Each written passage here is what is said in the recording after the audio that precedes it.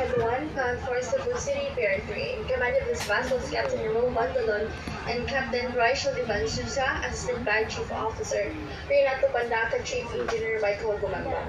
Should you need assistance, please do not hesitate to call on any of our vessel to nearest you. It is your pleasure to be of service to all of you.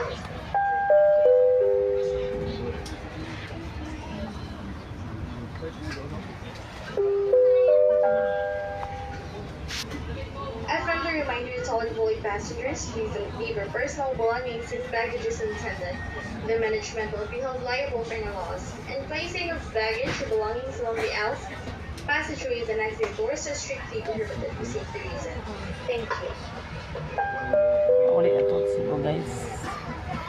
Dini na pubuntag na butikan og Cebu To kaingon all og passengers, buhol please be Bicol. informed that Karon smoking uli na is pagkog prohibited in Cebu the areas of guys. this vessel. Nato na po Once again, sa smoking buhol. is prohibited in the areas of this vessel. Thank you for your Tapos di ay nakita cooperation. niya or And at this guys. point, kindly direct your attention Guys, screen wow.